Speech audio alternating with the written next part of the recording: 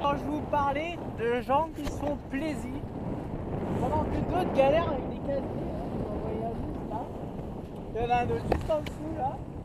Voilà, moi je suis au près, en train de galérer face au casier et regardez un petit peu si c'est pas beau, franchement.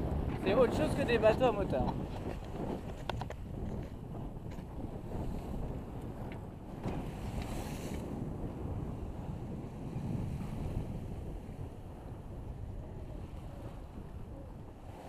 On a 4 beaux voiliers sous spi. Je sais pas ce que c'est comme bateau. On va essayer de regarder. Peut-être qu'ils sont connus, hein, je sais pas. En tout cas, ils doivent s'entraîner. Et ils bombardent.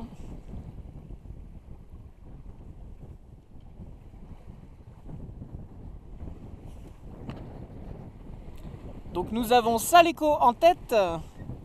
Suivi de... Ah je sais pas, c'est pas intelligent le sponsor, ils ont écrit trop petit. Hein.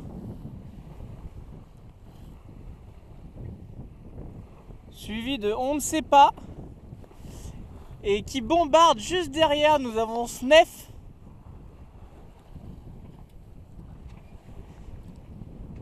Snef qui tente de passer sous le vent, il profite de la risée, oui, oui, moi aussi.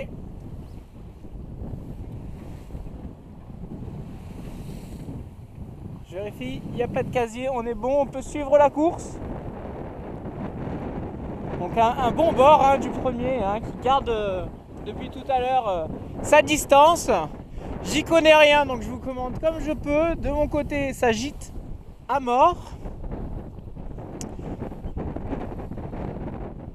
Et donc Snef qui tente le tout pour le tout, il est un peu plus...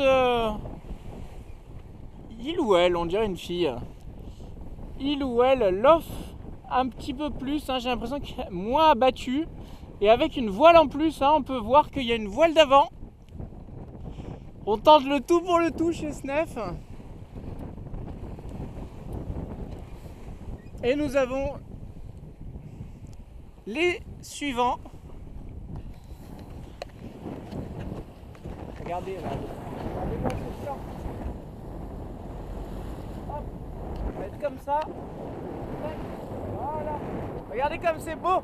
La mer, l'océan et les voiliers. Pas un bruit, rien, juste des phrases comme ça qui... on peut même pas appeler pour fendre parce que c'est tellement gentil qui survole la mer comme ça, les vagues. Et donc nous avons 100 sponsors qui débarquent. Numéro 37. Numéro 37.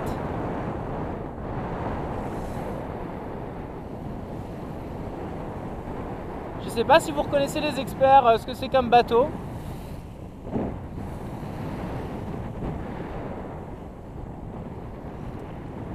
Numéro 37 qui a son spi qui est un petit peu plus sur le côté que les autres. Pourtant ça a l'air d'être un symétrique avec tangon.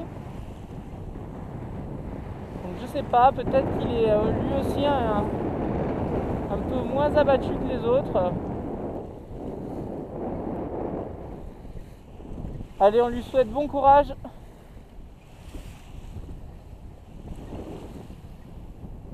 En tout cas, ils se font tellement plaisir. Ils se font tellement plaisir. Regardez, c'est beau. C'est beau.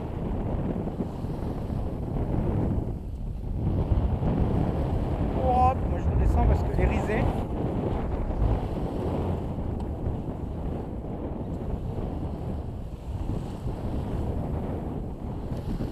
Là, au travers de la bouée, alors elle n'est pas très en bon état, mais c'est joli quand même.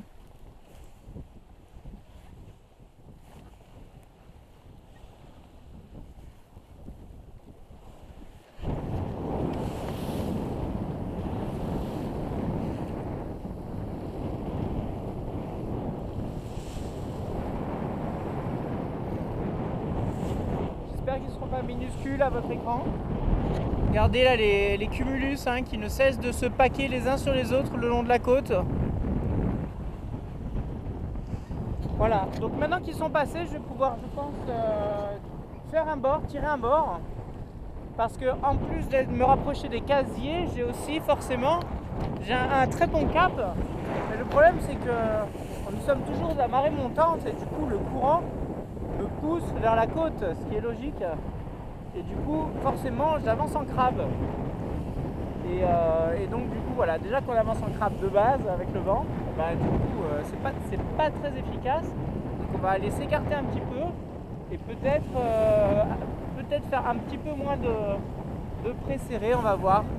On va voir ce qu'il en est. Mais en tout cas depuis que j'ai pris un riz, hop, c'est que du bonheur, le bateau est à plat et il a repris un petit peu de vitesse. Donc c'est très important, c'est une bonne leçon. Hein. Pour certains c'est du grand classique, mais pour d'autres ça peut être à savoir, à découvrir.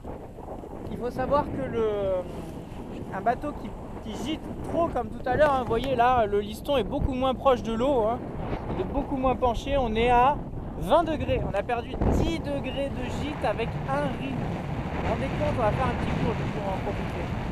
Alors du coup, le voilier est fait pour naviguer le plus possible à plat.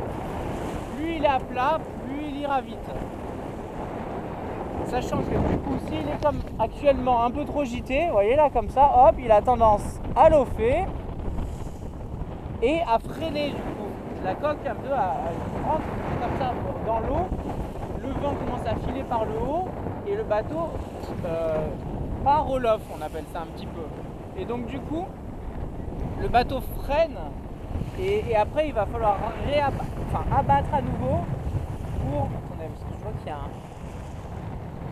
On est à combien? Ouais, on est là. Du coup, prêt à réabattre à nouveau pour pouvoir reprendre de la vitesse. C'est pas le but. Et donc du coup, nous qu'est-ce qu'on fait? On va enlever de la voile, surtout... Vu qu'on prend un riz, c'est surtout en hauteur que ça se joue, hein, c'est toute cette partie-là. Vous voyez, tout ce qu'on a enlevé, c'est de la balancine jusqu'à la chute. Voilà, tout ça, ça a été enlevé. Et donc c'est surtout en hauteur que ça se joue. Pourquoi? Parce que plus le vent est déjà plus fort en hauteur qu'au niveau de l'eau, ça c'est à savoir. Et donc un vent qui est plus fort et qui tape sur une voile qui est au bout du mât, forcément ça fait effet de levier. Du coup ça fait plus basculer le bateau. Du coup la quille a plus de mal à rééquilibrer le bateau, ce qui est logique. Donc voilà, en remettant le bateau à plat, vous enlevez un petit peu de voile, le bateau se remet à plat, la quille fait plus effet de contrepoids et la voile fait moins pencher le bateau. Du coup le bateau se remet à plat et le bateau va plus vite. Moralité de l'histoire, vous enlevez de la voile et vous allez plus vite. C'est ça la finalité du truc. Ne pas tout le temps penser à rajouter de la voile ou border plus pour avancer plus vite. Et pas forcément, en tout cas c'est rarement le cas. Du coup voilà, bah, écoutez, moi je vais continuer à faire mon virement, je vois que le champ est libre. Et du coup je vais éviter de me rapprocher trop de la côte parce qu'en plus il y a les nuages, etc. Donc ça veut dire sûrement plus de vent. Donc je vous dis à tout à l'heure, il y a les effets de cycle aussi à prendre en compte. Et il y a les casiers. Du coup je vous dis à tout à l'heure, on essaye de se retrouver un peu plus loin parce que vous voyez que là on voit toujours les sables. Hein.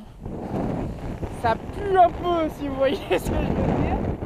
Et pour faire simple, je viens de calculer rapidement, on est à 12 000. Ouais, on est à 12 000 de l'entrée de Saint-Gilles.